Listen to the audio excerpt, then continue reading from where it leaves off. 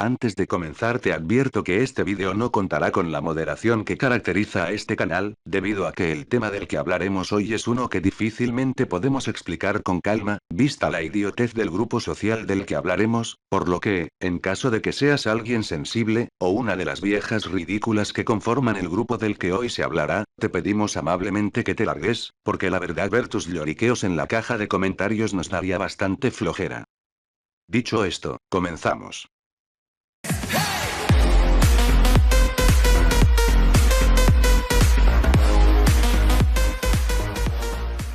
El movimiento TERF, siglas de Trans Exclusionary y Radical Feminist, lo cual en español significa feminismo radical transexcluyente, es una corriente feminista que, a diferencia de la corriente convencional, propone que únicamente las mujeres biológicas sean reconocidas como tal, mientras que las trans deben ser ignoradas, porque supuestamente están delirando.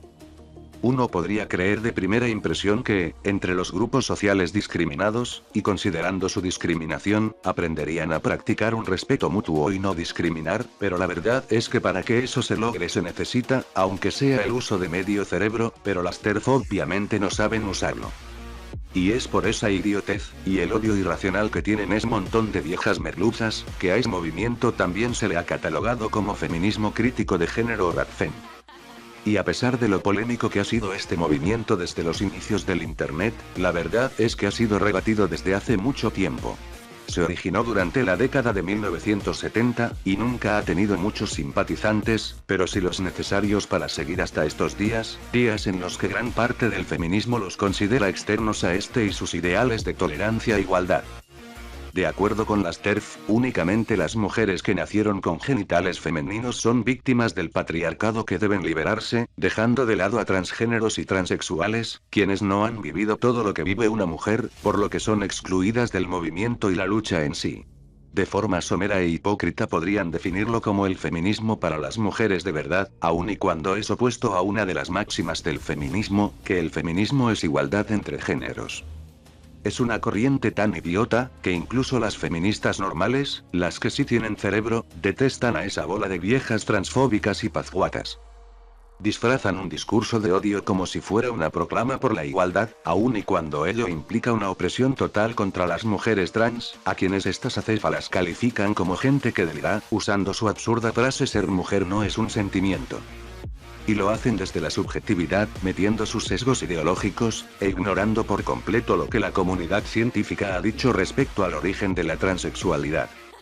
Es cierto que antes la ciencia desconocía e ignoraba que hubiera personas atraídas por otras de su mismo sexo, no sintieran identificación con los genitales que presentaron, o tuvieran cualquiera de las situaciones que presentan las minorías sexuales, ubicadas en las partes finas de la campana de Gauss. Pero consideremos que nadie es perfecto, ni siquiera los científicos, y bien podemos ejemplificarlo con Linus Pauling, un afamado químico de su época, ganador de 2 premios Nobel, y descrito por Isaac Asimov como el químico más grande del siglo XX, el cual cometió un grave error al cuestionar la estructura del ADN propuesta por Francis Crick y James D. Watson durante 1953, pues Pauling solía pedirle a Crick y Watson que le mostrasen las fotografías de las fibras de ADN obtenidas mediante difracción de rayos X que utilizaron como base, y que fueron tomadas por Rosalind Franklin, aunque siempre se lo negaron. Y sin contar la información necesaria, Pauling publicó un paper en la revista PNAS titulado A Proposed Structure for Nucleic Acids, donde propuso un modelo repleto de fallos, pues en lugar de las 2 tiras enroscadas en forma de hélice que los científicos conocen hoy en día, aseguró que eran 3, y hay que tomar en cuenta que ni Pauling estaba seguro de lo que decía. Crick y Watson pudieron leer el trabajo de Pauling, y se percataron de que algo estaba mal. Y claro que no hay que olvidar que aún y a pesar de ese error, Linus Pauling fue uno de los químicos más importantes de la historia, pues fue uno de los primeros que asoció la mecánica cuántica al estudio de los enlaces químicos, a fin de explicar la estructura de las moléculas, y durante la década de 1930, Pauling creó varios términos que permitieron la revelación de la fuerza de enlace de las moléculas.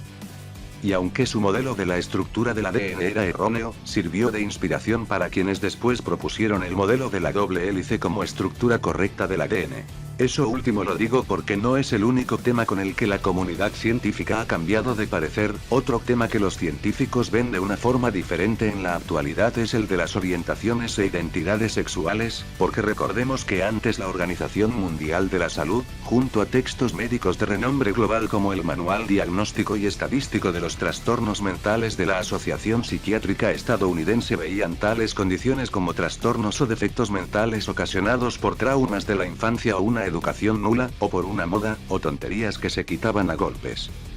Pero el 17 de mayo de 1990, la Asamblea Nacional de la OMS elimina la homosexualidad de su lista de enfermedades psiquiátricas, y varios años antes, en 1973, los miembros de la Asociación Psiquiátrica Estadounidense votaron en pro de la eliminación de la homosexualidad dentro del Manual Diagnóstico y Estadístico.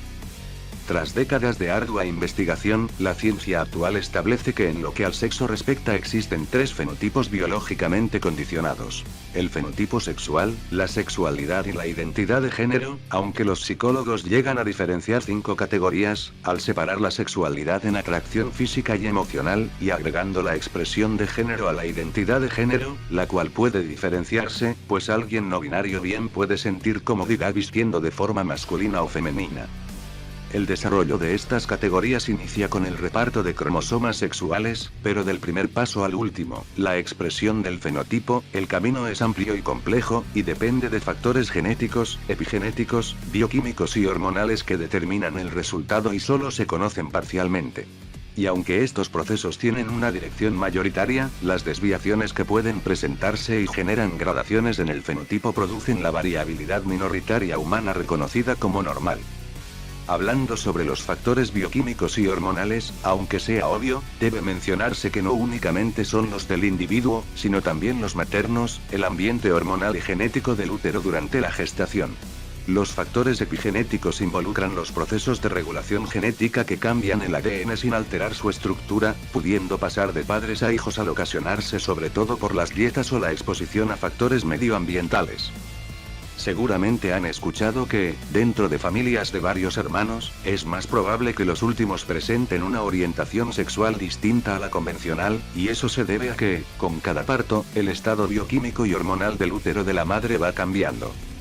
También vale la pena describir los factores genéticos, y es que, están las variaciones minoritarias que se presentan durante la clásica adoptación de X y o XX que influyen en el fenotipo, pero también hay unas no tan evidentes, y es que 1 de cada 500 hombres presenta un cromosoma sexual adicional, X o Y, sin saberlo.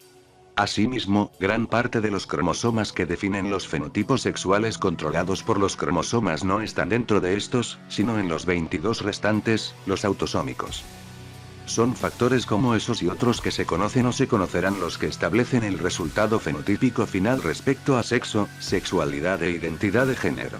Y es a raíz de factores como esos que se ha determinado que las mujeres transexuales poseen estructuras típicas del cerebro femenino, tal y como establecieron varios científicos de la Universidad de Harvard.